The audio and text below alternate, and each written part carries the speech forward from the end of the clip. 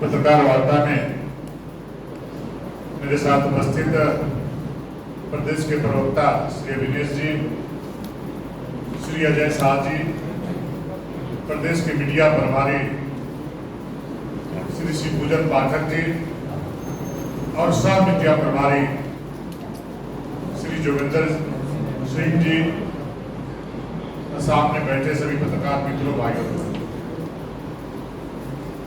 आप सबको आज 10वीं का दिन भी है और रामनवमी के पावन पर्व के अवसर पर आप सबों को बधाई, शुभकामना। सबों का प्रभु श्री राम कल्याण करें, इसी में कामना करता हूं। पत्रकार मित्रों,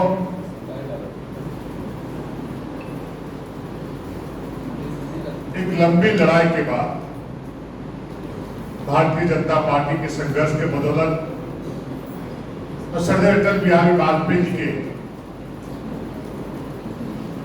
आशीर्वाद से इस राज्य को बिहार से अलग किया गया था। इस राज्य का निर्माण किया गया था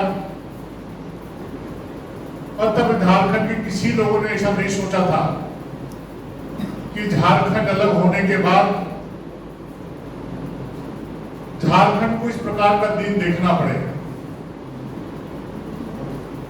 और जब जब इस राज्य में कांग्रेस के समर्थन से झारखंड मुक्ति मोर्चा के नेतृत्व में सरकार बनी है, तब तक बीच चौराहे पर झारखंड के लोगों को, झारखंड को लोगों ने खड़ा करने का काम किया है। लॉ एंड ऑर्डर बद से बदतर हुआ है। बेटी बहन का इज्जत आबरू सरेआम लूटे जा रहा है।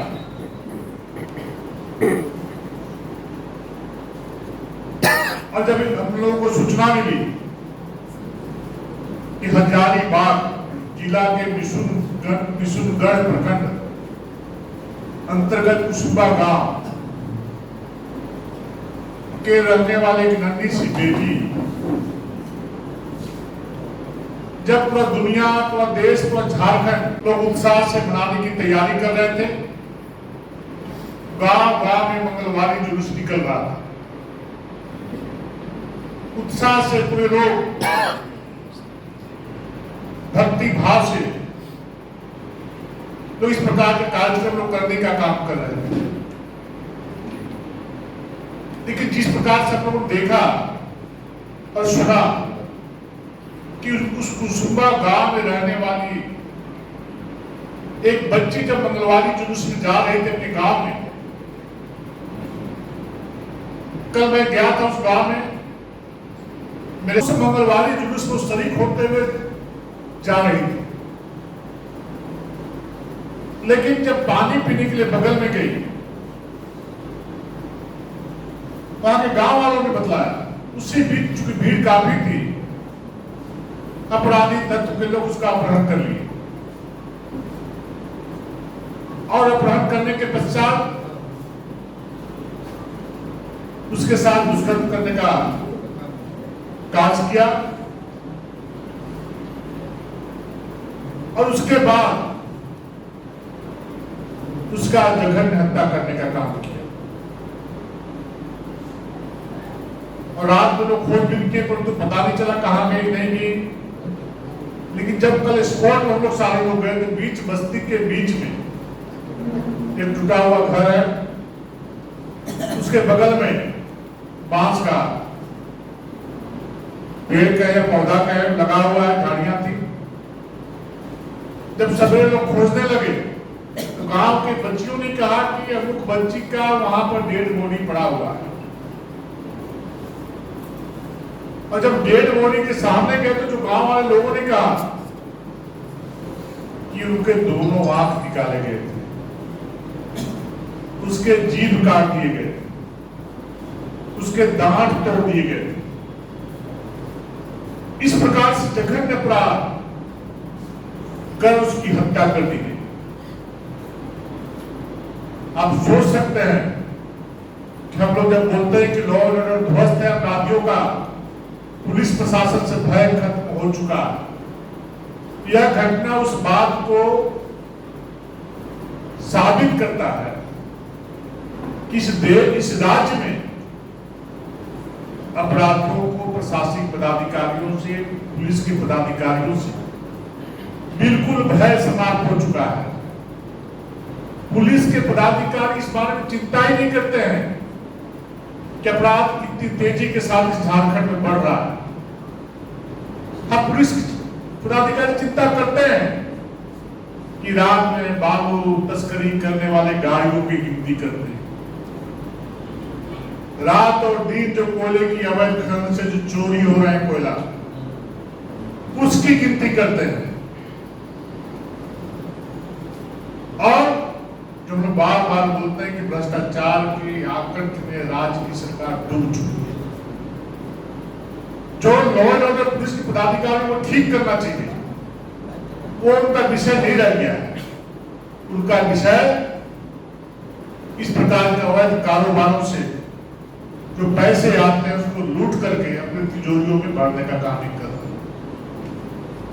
और नहीं तो प्रारंभिक दौर में जब से सरकार चल रही है, अगर शुरू में ही अपराधियों से कड़ाई से पेश आता, प्रशासनिक पदाधिकारियों और पुलिस के लोगों से यदि अपराधियों को भय होता, तो चारों तरफ आबादी में रहने वाला गांव के बीच में अपराधी उसकी हत्या करना, उसका दुष्कर्म करना उस बच्ची के साथ में ये दुस्साहस नहीं करते।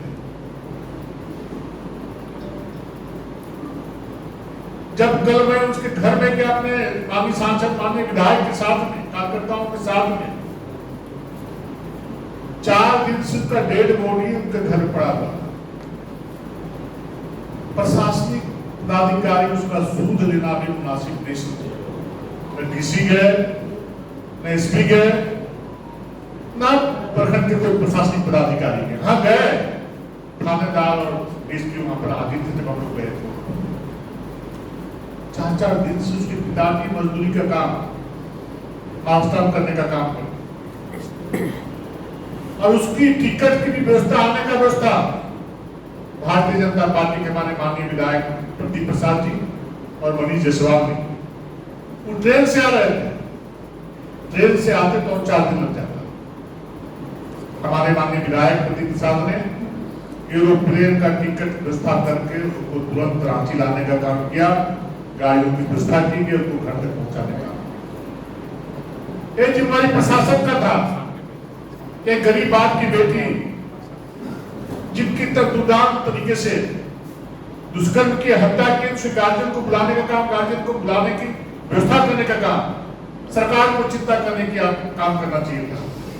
लेकिन सरकार के कामों में जूं तक नहीं देखा। छोटी छोटी बातों पे माननीय मुख्यमंत्री ट्वीट करने का काम करते हैं। कहां गया आपका ट्वीट?